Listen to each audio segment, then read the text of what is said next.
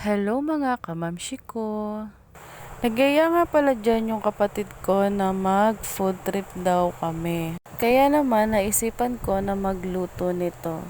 Minash ko nga lang pala dyan yung nabili kong cheese at nilagay ko na din yung evap at yung margarine.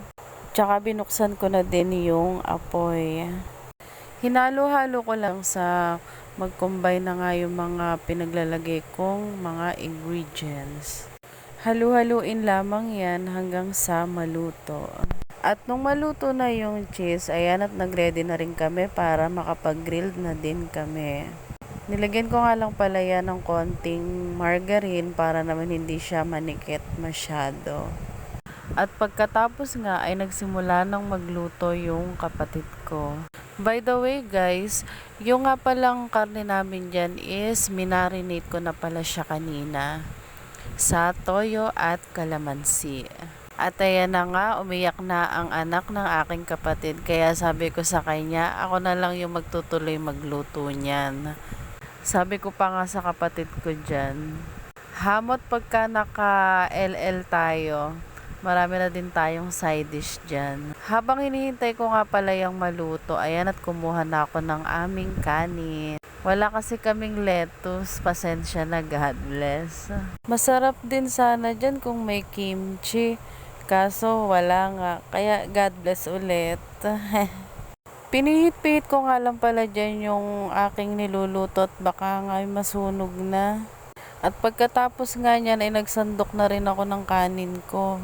Sa mga puntong yan, nagugutom na nga ako, kaso hindi pa nga siya luto. At maya-maya nga yan may hindi kami inaasahang bisita, char. Sabi ko nga kumain na kami, sabi niya masakit daw ngipin niya. Pero alam kong hindi yan makakatiis. Kaya kinuha na din siya ng kapatid ko ng kanin. O, diba, nahihiya pa yan pero umupo pa, haha.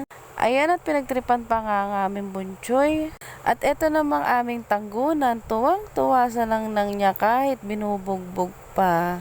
Sa mga puntong yan, gusto ko na talagang kumain. Kaya ayan yung kapatid ko, hindi pa nga luto, hindi na nakatiis, kumuha na.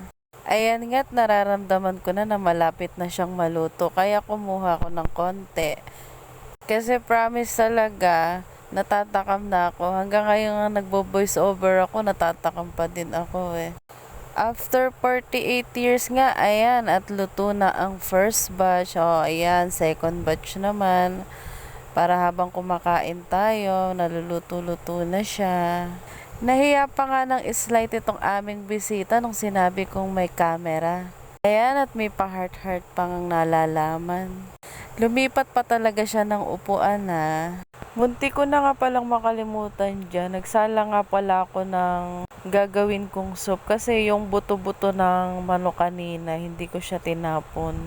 Bali, ang gagawin ko dun sa mga buto-buto ng manok, titimplahan ko lang yun at lalagyan ko ng Knorr sinigang mix para naman may higupin kaming sabaw.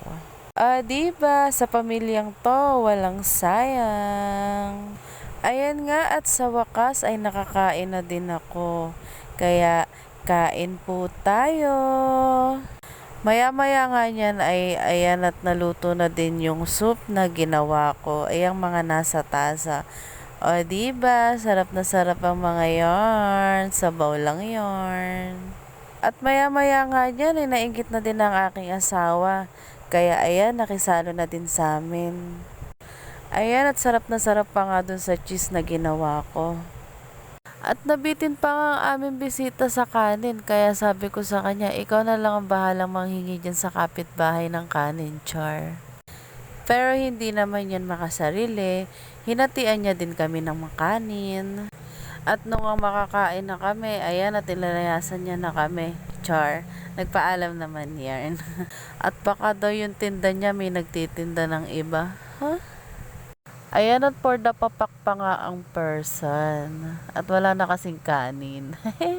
Sakto namang tapos na kaming kumain. Ayan at nagising na nga ang aking Maxine. Nagpakarga pa nga. Kaya sabi ko tuloy sa kapatid ko, ikaw na muna yung magligpit niyan. Ilagay mo na lang kako dun sa lababo. Sabi lang niya sa akin, ate, ako na maghuhugas ng pinggan. Para mamaya wala ka nang gawin. Ang tanging masasabi ko lamang, maraming salamat kapatid. At habang ang pinaliliguan ng Jare, si Maxine, ayan at ako naman ay naglalatag na kasi mamaya papupuntahin ko na sila dito sa may taas. At ako naman ang bababa kasi ako naman ay magliligpit-ligpit na doon. Nakasanayan ko na kasi guys na magligpit sa gabi or bago ako matulog. Para naman sa umaga, paggising ko, maaliwalas ang kabahayan. O, diba? Lakas maka good vibes pag ganon. Hanggang dito na lang po ang aking mini vlog. Nawa po sana magustuhan ninyo. Yun lamang po at maraming salamat.